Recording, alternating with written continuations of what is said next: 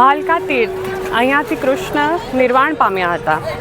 એની પાછળની કથા એવી છે કે સાંબ દ્વારકાનો મોડે ચડાવેલો રાજકુમાર હતો અને એને એક દિવસ પ્રભાસ પાટણ અહીંયા ભાલકા આપણે જેને પિકનિક કહીએ છીએ તે ઉજાણી માટે આવ્યા હતા અને મસ્તીમાં સાંબ અને એના અન્ય યાદવોએ પેટે કટરોટ જેવું વાસણ બાંધી અને દુર્વાસા મુનિ અહીંયા તપ કરતા હતા અને અન્ય મુનિઓ પણ હતા. તેમને પૂછ્યું સ્ત્રી વેશ ધારણ કરી કે આ વીર બબરુની પત્ની છે, હવે આને શું આવશે, પુત્ર કે પુત્રી?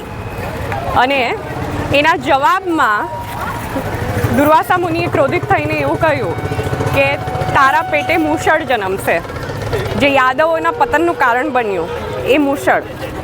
ગભરાયેલા યાદવો એ મૂષળ લઈ અને ઉગ્રસેન પાસે ગયા અને આખી કથાનું વર્ણન કર્યું કે અમારાથી ભૂલ થઈ ગઈ અને ઉગ્રસેને એનું નિવારણ આપતા કહ્યું કે આ મૂષળનું ચૂર્ણ બનાવી અને એને દાટી દઈએ. અને અહીંયા એરકા નામનું ઘાસ ઉગ્યું.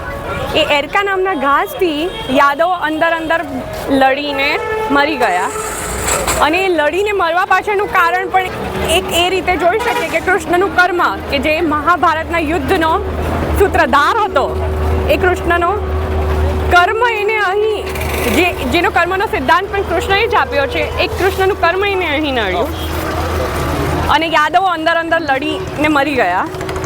છેલ્લે જે મૂષળનું જે છેલ્લું અડધો બચેલો એક ટુકડો હતો તે દ્વારકાના દરિયામાં વહાવવામાં આવ્યો અને જરા નામના પારધીને એ ટુકડો એ માછલીનો જ્યારે શિકાર કરતો હતો ત્યારે મળ્યો અને એ માછલીને કાપતા માછલીના પેટમાંથી મૂષળનો ટુકડો મળ્યો અને એ ટુકડો જરા નામના પારધીએ પોતાના બાણમાં વાપર્યો અને એ બાણ એને એવું ધારીને માર્યો કે ત્યાં કોઈ જાનવર છે. જ્યારે કૃષ્ણ આખી યાદવા સ્થળી થઈ ગઈ પછી આરામ કરતા હતા, પોતાની નજરે એમણે પોતાના સ્વજનોને મરતા જોયા.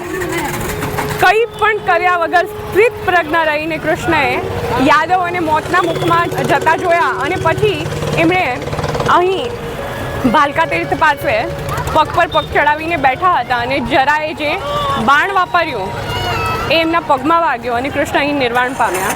આ કથા સોમનાથ આવતા ઘણા લોકો નથી જાણતા હોતા અને આ તીર્થ જવાનું મિસ કરી દે છે, પણ અહીંથી કૃષ્ણ નિર્વાણ પામ્યા છે તો આ તીર્થનું પણ પોતાનું એક અલગ મહાત્મય છે.